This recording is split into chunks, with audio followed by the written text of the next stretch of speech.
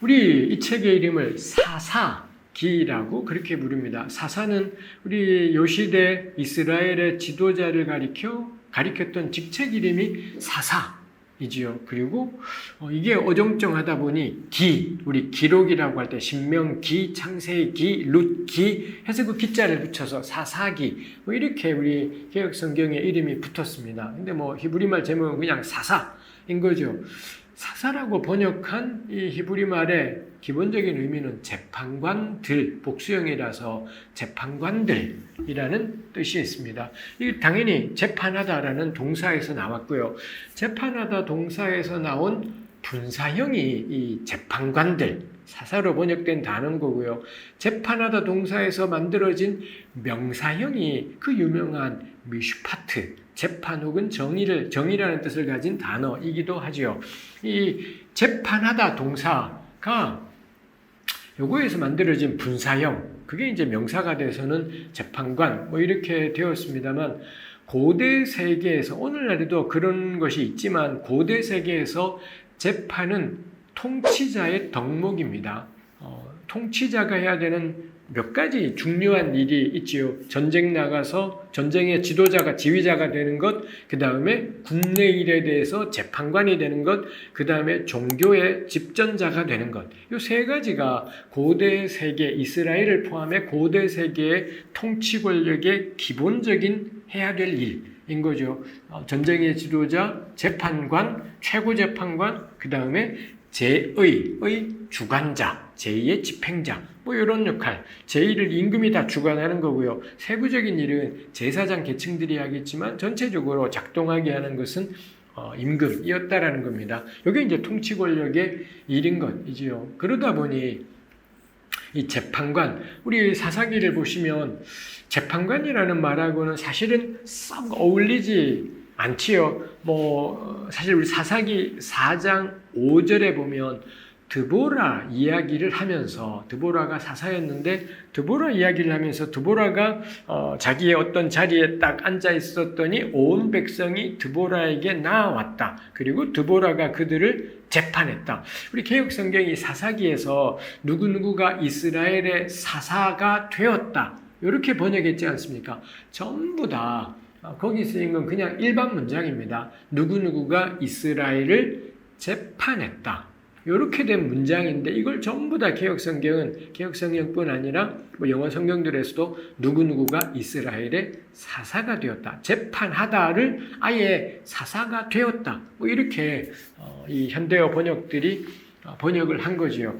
사사기 4장 5절은 정말 백성들이 나오자 그들의 시시비비를 드보라가 판결해 주었구나라는 게 짐작이 되지만, 나머지 누구누구가 이스라엘을 재판했다, 개역이 사사가 되었다라고 번역한 본문 보시면 재판관 맥락하고는 거의 안 맞습니다.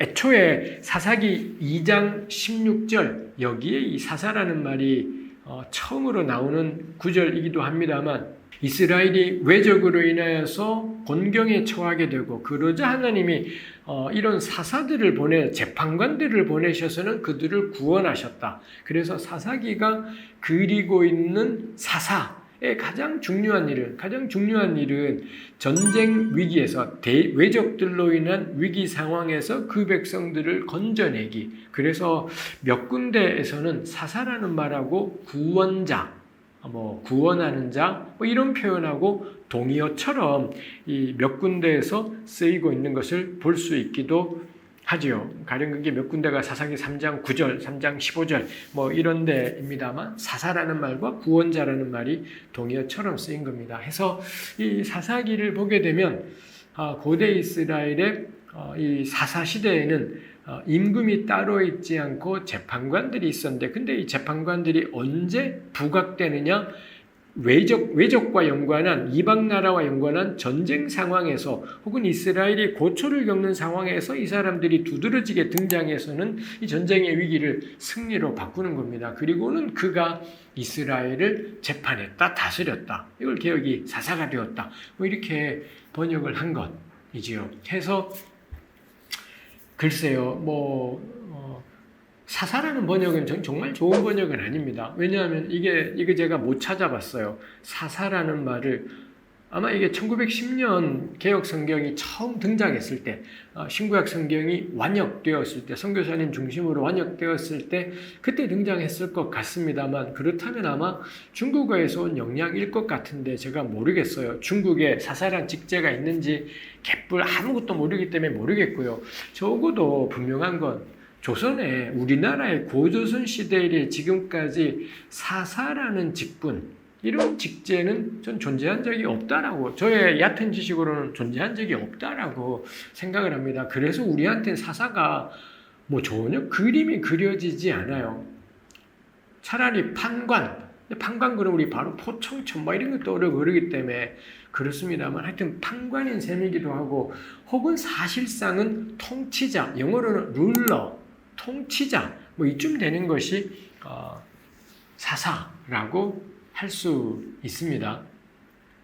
근데 굳이 이런 이름으로 한 게, 사사기의 중요한 쟁점 중에 하나가 왕은 아닌 겁니다. 왕에 해당되는 히브리 말이 있지 않습니까? 그 단어가 있는데 굳이 그 단어를 절대 쓰지 않고, 특히 기드온 같은 경우에는 이 기드온을 찾아와서 백성들이 당신이 우리를 다스려 달라 그러잖아요. 그럴 때 기드온이 딱 거절하면서 우리를 다스리는 분은 오직 야훼지 사람이 아니다 해서 사사기는 이 왕권에 대해서 경계하는 마음이 있는 겁니다. 그리고 기드온이 죽은 다음에 기드온 이후에 기드온의 아들 가운데 아비멜렉이라는 양아치가 등장해서는 나를 왕으로 추대해 달라 뭐 이런 것이 있지 않습니까? 해서 사사기의 중요 쟁점 가운데 하나가 왕이 있는 겁니다. 그걸 생각하면 사사기가 이 이스라엘을 전쟁에서 건져내는 사람을 이 재판관 이런 이름으로 부른 것이 의도적이구나 싶은 겁니다. 사사기는 말하고 싶은 게 우리의 유일한 왕은 야훼 한 분이시지 하나님만이 우리의 왕이시지 다른 누구도 왕이 될 수 없다라는 것, 이걸 말하고 싶어서 이 재판관이라는 이런 직제를 하나님이 세우신 거라고. 재판은 별로 안 하고 맨날 전쟁에서 이기긴데, 전쟁에서 이기게 하는 건 왕이 하는 역할인데, 근데 굳이 사사기는 그 사람들을 재판관이라는 이런 단어로 부르고 있다라는 거고요. 그 다음에 이런 이름뿐 아니라 그 기드온을 둘러싼 사건들을 통해서도 왕에 대해서 우리의 왕은 야훼 한 분이다 이렇게 하는 거고요. 사사기를 크게 두 덩어리로 나눌 수 있습니다. 1장부터 16장까지가 사사들에 관한 이야기라면, 이 온니엘부터 시작해서 이 삼손까지 사사 이야기라면 17장에서 21장은 사사가 나오지 않아요. 근데 17에서 21장은 첫머리 17장 6절에 그때 이스라엘에 왕이 없어서 사람마다 지 소견에 오른 대로 했다. 21장 가장 마지막 구절 24절인가 25절인가에도 똑같은 말, 그때 이스라엘에 왕이 없어서 사람들이 지 소견에 오른 대로 행했다. 이게 두 번째 파트의 처음과 끝에 있더라는 거죠. 결국 사사기 전체는 왕 이슈가 있는 겁니다. 왕 이슈가 있어서 사사기는 그거 강조하고 싶은 겁니다. 우리한테 왕은 야훼밖에 없다라는 것, 야훼밖에 없다라는 것. 그래서 굳이 이 사람들을 사사라고, 재판관이라고 뭐 이렇게 부르고 있다 라는 것입니다. 저는 이 관점이 중요하다 생각해요. 그래서 그렇다면 후반부에 가서 그때 왕이 없음으로 할 때 그 왕이 다윗 같은 괜찮은 왕을 말하는 거냐? 절대 그렇지 않다는 거. 사사기는 다윗 따위를 꿈꾸지 않아요. 다윗 같은 좀 하나님 경외하는 괜찮은 왕이 오면 좋아지는 세상 하나도 사사기는 기대하고 있지 않습니다. 이거 우리 이따가 17에서 21장을 보면서 다시 한번 생각할 일 이겠습니다. 일단 첫머리에 이 이름을 통해서 드러나는 게 사사기에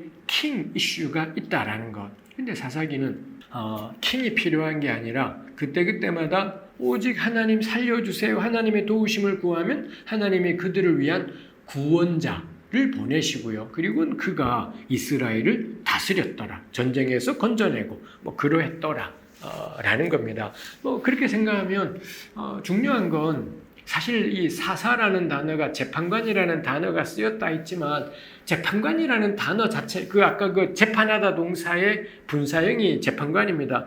이 분사형 재판관 단어 자체도 사사기에 별로 안 나옵니다. 아까 말씀드린 것처럼 개역 성경에는 사사란 말이 겁나 많이 나오는데요.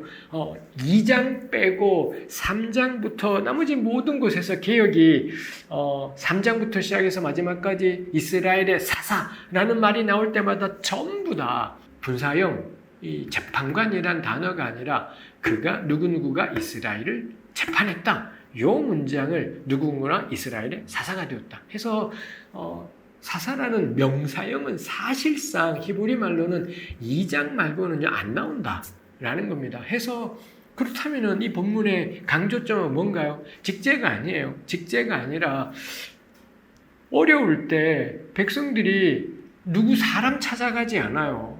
기드온 찾아가서 헬프미 하지도 않고요. 다윗 찾아가서 도와주세요 하지도 않아요. 사사기에 보시면은 계속 어려울 때마다 백성이 부르짖어요. 탄식하고 부르짖고 신음하는 거지요. 그럼 야훼께서 누군가 한 사람을 세워요. 그리고 그 사람에게 하나님의 영을 부어주십니다. 그럼 그가 등장, 붙어 싸우자 하고는 붙어 싸워서 외적을 물리치고요. 결론이 뭐냐? 그가 이스라엘을 몇 년간 다스렸다. 이걸 개역은 다시 한번 제가 계속 같은 말 반복하지만 그때 개역은 그가 몇 년간 이스라엘의 사사였다. 뭐 이렇게 번역하는 것이죠. 그래서 사사기는 사사에 대해서 하나도 강조하지 않아요. 이게 사실상 왕 아니야? 킹이라고 부르건 젖지. 사사의 영어가 젖지. 재판관이잖아요. 젖지라고 부르건 킹이라고 같은 거 아니야? 싶은데 정작 사사기는 2장 16절 빼고 이 쇼페트라는 재판관이라는 말을 안 쓰더라 라는 겁니다. 그리고 전부 다 샤파트라는 재판하다 동사만 잔뜩 쓰고 있더라 라는 겁니다. 그리고 그를 가리키는 말로 사실 2번이나 나온 게 구원자 뭐 이런 말이 나오기도 하는 것이지요. 해서 사사기는 인간 리더십에 크게 개의치 않는 책이구나. 그때그때마다 누군가가 분명히 등장해요. 기드온도 드보라도 등장하는데 관건은 백성들이 기드온 살려줘가 아니에요. 하나님 너무 죽을 것 같아요. 하나님 너무 괴로워요. 이러면 하나님이 누군가에게 영을 부으시고 그가 등장, 붙어 싸움. 내가 지금부터 사사야. 안 그래요. 그냥 붙어 싸우고 승리. 이렇게 되더라. 그래서 사사기는 중요한 책인 거죠. 근데 우리 나중에 하겠지만 사무엘서에 간 백성들이 기어이 바닥바닥 킹 세우지 않습니까? 킹밖에도 킹을 기어이 세우지 않습니까? 근데 그 망할 놈의 킹밖에 한 킹들이 결국 열왕기야 마지막에 가면 다 뒤져요. 전부 다 사라지게 되고 그리고 이스라엘은 다시는 킹 중심의 세상을 꿈꾸지도 않고 기대하지도 않고 왕정 복고에 대한 그 어떤 기대도 귀환 이후 이스라엘에게서는 찾아볼 수 없다. 에스라 느헤미야에게서도 스룹바벨에게서도 어디에서도 실제 있었는지 모르겠지만 현재 전해지는 구약성경 포로기 이후 책들 어디에도 킹에 대한 기대 따위는 없다. 라는 것입니다. 해서 그렇게 생각하면 사사기가 중요한 책이구나 싶은 것이 있지요. 그래서 그 점에서는 정작 사사라는 직제 자체가 개역 성경이나 번역 성경에는 많이 나오지만 히브리말 성경에는 거의 안 나온다라는 것도 생각할 만하고 사사기는 어떤 괜찮은 리더십을 기대하는 책이 아니다라는 것. 야훼가 우리의 왕이에요.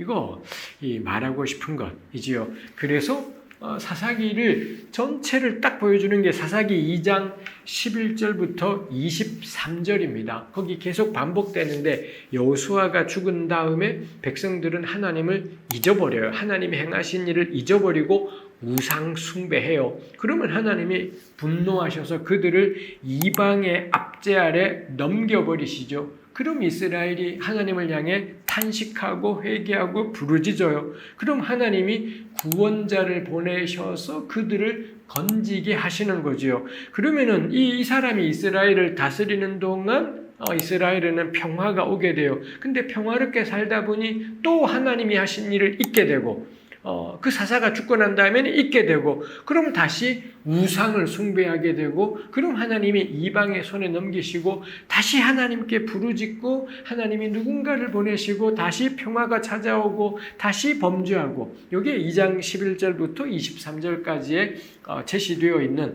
사사시대 개괄 이게 사사시대 라는 겁니다. 거기서도 명확해요. 주인공은 야훼 하나님이지 사사에 있지 않다라는 겁니다. 그래서 그러다 보니 이런 사사들은 위기 상황에 등장, 당연히 이 사사들은 세습되지 않지요. 세습이 이후 우리 사사기 내용을 보시면 알지만 쟁점은 아닙니다. 이 왕에 비해서 사사는 세습이 아니었어 이런 걸 강조하는 것이 있지만 그게 쟁점은 아닙니다. 위기 시에만 생겨나는 현상이다 보니 이런 일들이 당연히 세습되지 않는 그런 상황들이 생기게 되는 거지요. 나중에 보면 왜 사무엘 같은 경우에 사무엘은 자기 두 아들이 다 사사가 됩니다. 요거 세습 같아 보여요. 근데 사사의 원칙이라는 게 사사기 어디에도 세습은 없고요. 이 하나님이 세우셔서 되는 것이라는 점에서 사무엘의 두 아들들이 사사가 된 것도 하나님이 세운 거다.